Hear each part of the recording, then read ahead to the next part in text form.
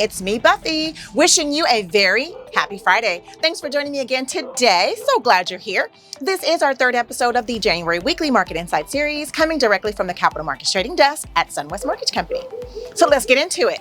Okay, U.S. equities rallied back from big early losses and ended flat as the latest group of financial reports eased concerns about the possibility of a recession. The market also reacted to the first big batch of fourth quarter earnings reports that was released this week. So, we can say the market was primarily driven by expectations of slower interest rate hikes ahead of optimism and around earnings. And undoubtedly, this outpouring of information offered clues as to whether the Federal Reserve's rate hikes are working as anticipated and whether the U.S. can expect a soft landing. Well, what did the report say? Well, the fourth quarter GDP data was better than expected. It was a little less upbeat, though, a solid one, supporting the bets of a soft landing for the world's largest economy. However, at the same time, fading the hopes that the Federal Reserve will pivot towards rate cuts anytime soon.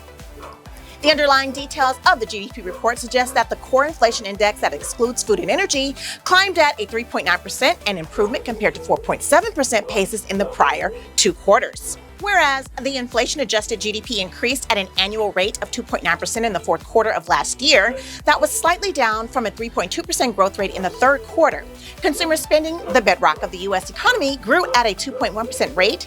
Meanwhile, the personal consumption, the biggest part of the economy, climbed at a below forecast 2.1% pace. So, without a doubt, while the market was focusing more on the possibility of a 2023 recession, the fourth quarter of 2022 demonstrated the continued resilience of the economy and consumers as the economy expanded at a healthy, above-trend 2.9% pace. Oil futures were flat to be traded around $82 a barrel. Gold prices reversed earlier losses and ended higher at $1,940 per ounce. The yield on the 10-year Treasury note rose. The U.S. dollar was up versus the pound and yen, but fell against the euro. It was a mixed trading session for major cryptocurrencies as well. The Philadelphia Fed State Coincident Index signaled a recession is likely to happen. General regional business activity stood at minus 12.8 in the prior month. January general activity at firms rose to 12.7 versus 8.0. Moving on, the U.S. merchandise trade deficit widened to the biggest on record last year as the value of imports surged to an all-time high. The shortfall grew to $1.19 trillion last year compared with $1.1 trillion in 2021. The overall value of good imports climbed to $3.2 trillion, while outbound shipments increased to a little over $2 trillion. Clearly, the pandemic-era boom in demand for goods continued well into early 2022, but faded in the later part of it. So, what else is going on around the globe?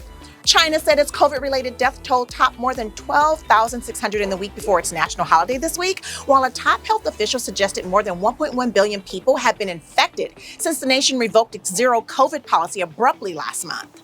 Ukraine's military said Russia launched 55 cruise missiles, including at least 2 hypersonic weapons, and a new wave of attacks against energy infrastructure and other targets. Let's now get into how the housing market is doing. MBA mortgage applications index rose 7% in the week ending January 20th after rising 27.9 in the prior week. This was the third consecutive week for the rise in mortgage applications. Purchases were up 3.4% after rising 24.7 in the prior week. Refinances increased 14.6 after rising 34.2 in the prior week. Existing home sales fell back for the 11th straight month in December, according to the National Association of Realtors. The month's sales of pre-owned single-family houses were at a seasonally adjusted annual rate of a little over 4 million units. This is down 1.5% from November's activity and 34% lower than December 2021. All right, let's wrap it up. The U.S. economy grew by 2.1% last year, notching 6 months of solid growth despite widespread concern that the country might be on the brink of a recession. The latest figures point to a strong but slowing economy that has been tempered by the Federal Reserve's aggressive efforts to control inflation. The central bank has already raised interest rates 7 times last year. However, we now expect the Fed to step down to a 25 basis point hike. The FOMC is unlikely to signal the end of the tightening cycle, but softer data flow over the next 6 weeks should move the Fed towards a pause. No speeches from Fed officials are on the calendar ahead of the central bank policy meeting on January 31st and February 1st. Investors, however, will monitor another batch of economic data, including the Fed's preferred inflation measure, the Personal Consumption Expenditure Price Index, due out Friday. So, that's all we have for this week. Meet me here next Friday to stay updated with our news, and our trading desk will keep you informed with pricing incentives. Have a great weekend, everybody. Buffy out.